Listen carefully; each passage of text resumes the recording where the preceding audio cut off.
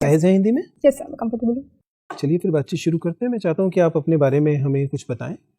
कोशिश करें कि आप अपना नाम ना दोहराएं, अपनी जाति धर्म संप्रदाय का उल्लेख ना करें। सर, मैंने अपनी ग्रेजुएशन ईयर 2019 में बैचलर ऑफ साइंस से कंप्लीट की है। मेरा ऑप्शनल सोशियोलॉजी है एंड मेरी हॉबी डायरी राइटिंग है। तो आपने 2019 में ही ग्रेजुएशन किया यस है? सर। पोस्ट ग्रेजुएशन किया या नहीं? सर, मैं अभी कर रही हूँ इग्नू से मास्टर्स सोशियोलॉजी में। सोशियोलॉजी में मास्टर्स कर रही हैं। मैं देख पा रहा हूँ कि आप सरोजनी नायडू कॉलेज से पढ़ी हैं। यस।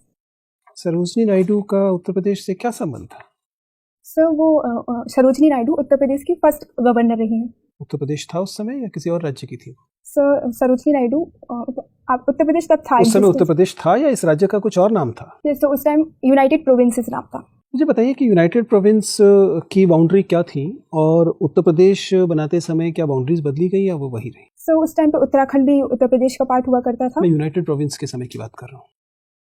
सर, मैं एक्चुअली उसके बारे में इतना अवेयर नहीं हूँ। सरोजनी नायडू के बारे में तो आपको कॉलेज में बार बार बताया गया होगा, वहाँ पर नोटिस भी लगा हुआ होगा। मुझे बताइए किस राज्य से थी वो? सरोजनी नायडू बेसिकली हैदराबाद से थी। हाँ, हैदराबाद से थी सर। हैदराबाद से? Yes sir. क्या उनका क्या योगदान था स्वतंत्रता संग्राम में? सर, वो इंडियन नेशनल कांग्रेस की लीडर थी और वो फर्स्ट इंडियन वुमेन प्रेसिडेंट भी रही हैं इंडियन नेशनल कांग्रेस की। किस अधिवेशन में वो अध्यक्ष बनी थी? सर, एक्चुअली एग्जैक्टली मुझे ईयर याद है बट वो याद नहीं प्लेस कहाँ था। कहाँ, कौन सा अधिवेशन था? 1925। 1925 का अधिवेशन। Yes sir. अच्छा, ये बताइए मोहसिना कि आपने समाजशास्त्र विषय लिया है और समाजशास्त्र में आप मास्टर्स कर भी रही है। ये जो विषय है इसकी समझ किस काम आएगी अगर आप उत्तर प्रदेश में एक ब्यूरोक्रेट बनती हैं तो? सर, सोशियोलॉजी से हमें एक वाइडर एस्पेक्ट मिलता है सोसाइटी को सोचने का। हम सोसाइटी में मतलब जैसे फेमिनिस्ट इशू है, जेंडर बेस्ड इशू हुए, उनकी रियल प्रॉब्लम क्या है, इशू क्या है, हम उन्हें अच्छे तरीके से समझ सकते हैं। तो सर, ये एडमिनिस्ट्रेशन में अच्छे से पॉलिसी इंप्लीमेंटेशन, पॉलिसी फॉर्मुलेशन में हेल्प करेगा। कहीं ऐसा तो नहीं कि इससे उल्टा कॉन्फ्लिक्ट बढ़ जाएंगे आपके मन में, फैसले लेना मुश्किल होता जाएगा? आमतौर पर माना जाता है कि एडमिनिस्ट्रेटर जब किसी चीज़ के बारे में ज़्यादा गहराई से जानता है यस सर, तो कई बार उसका निर्णय जो है वो प्रभावित हो जाता है और उसका निर्णय उतना सटीक नहीं रह जाता। इसीलिए जर्नलिस्ट एडमिनिस्ट्रेशन दिया गया पूरे देश को बजाय स्पेशलिस्ट एडमिनिस्ट्रेशन देने के, क्योंकि स्पेशलिस्ट जो है वो गहराई से सोचते हैं और अंततः फैसले नहीं ले पाते। सर, बेसिकली सोशियोलॉजी की नॉलेज हेल्प ही करेगी हमें सोसाइटी और एडमिनिस्ट्रेशन में ही, क्योंकि हम उसमें एक वाइडर एस्पेक्ट से सोच पाएंगे कि उसके पीछे क्या फंक्शन है। जैसे कि आर्किमिडीज का एक कॉन्सेप्ट है लेटेंट और मैनिफेस्ट फंक्शन का। मतलब अगर हम मैनिफेस्ट फंक्शन सोचेंगे तो हमें सामने जो पॉलिसी है उसके क्या परिणाम हैं वो दिखेंगे, लेकिन अगर हम उसके लेटेंट फंक्शन देखेंगे तो वो हमें पता चलेंगे। आपने अभी फेमिनिज्म की बात की थी। Yes sir. अक्सर इंडियन फेमिनिज्म और वेस्टर्न फेमिनिज्म इन कॉन्सेप्ट्स को दिया जाता है। Yes sir. जो बहुत सारे विचारकों को लगता है कि एक फर्जी किस्म की हदबंदी है, क्योंकि स्त्री तो पूरी दुनिया में स्त्रियां ही हैं। क्या वास्तव में भारतीय स्त्रीवाद नाम की कोई अलग से स्त्रीवादी शाखा है या यह वाकई एक फर्जी वर्गीकरण है? सर, ये फर्जी वर्गीकरण तो बिल्कुल भी नहीं है। सर, फेमिनिज्म एक अलग मेन स्ट्रीम सोशियोलॉजी में, मतलब जैसे कि हम एक जेंडर इशू को अलग पर्सपेक्टिव से देखते हैं। फेमिनिज्म में हम वुमेन को सेंट्रिक रखते हैं, उनके क्या एस्पेक्ट हैं, उनकी क्या इश्यूज हैं, क्या प्रॉब्लम्स हैं, उस एस्पेक्ट से सोचते हैं।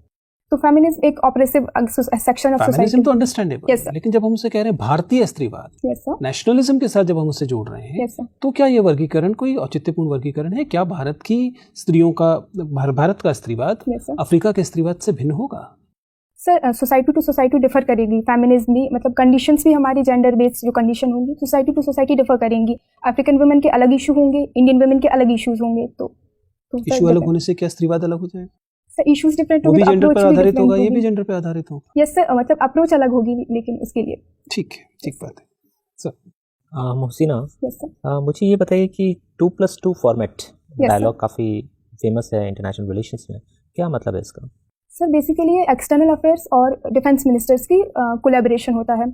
हमारा ये सारी क्वाड कंट्रीज़ के साथ मैकेनिज्म है। ऑस्ट्रेलिया के साथ हमने इसे अभी किया है रिसेंट में 2021 में, जापान और यूएस के साथ हमारे। ऑस्ट्रेलिया के साथ हमने ये 2021 में किया है या ये पहले था लेकिन सचिव स्तर पे था, उसको हमने मिनिस्ट्रियल लेवल? ये ऑफिशियल डेजिग्नेशन में था, हमने इसे मिनिस्ट्रियल लेवल पे लाया है। ठीक है।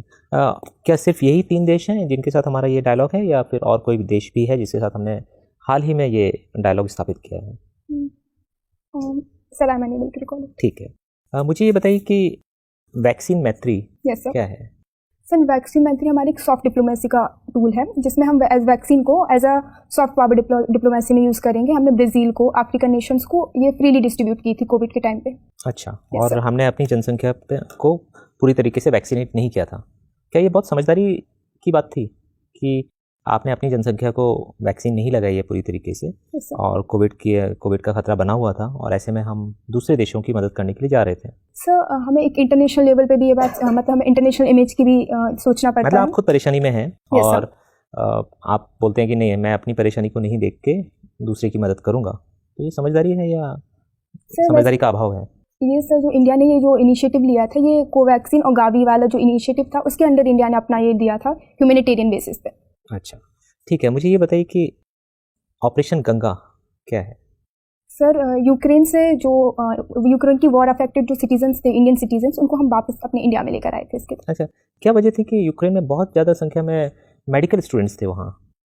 यस सर, यूक्रेन के मेडिकल इंस्टीट्यूशंस इंडियन स्टूडेंट्स को अलाउ करते हैं, वहाँ इजीली एडमिशन मिल जाता है as compare to educational institution. कहीं ना कहीं भारत सरकार की विफलता है कि हमारे पास इतने मतलब हमारे स्टूडेंट्स को बाहर जाना पड़ता है पढ़ाई के लिए। सर प्योरली विफलता नहीं बोल सकते इस बात को, लेकिन ये है कि हमारा जो स्टूडेंट इनटेक है उसको हम मेडिकल सीट्स बढ़ा सकते हैं और रिफॉर्म्स ला सकते हैं इससे सीखकर। ठीक है।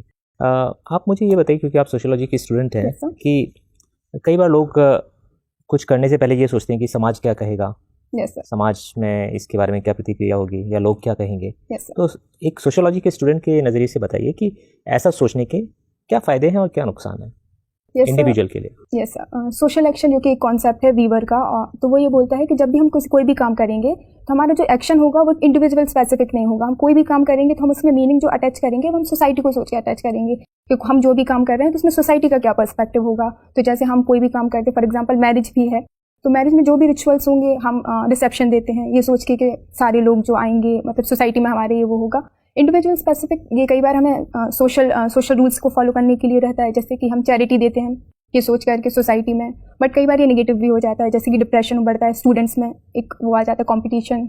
ओवरऑल क्या है, मतलब समाज के बारे में सोचना अच्छा है या बुरा है? सो एक लिमिटेड लेवल पे मतलब मिडिल पाथ अडॉप्ट कर सकते हैं, थोड़ा सोचें भी और थोड़ा एकदम एक्सट्रीम में भी। चलिए, थैंक यू।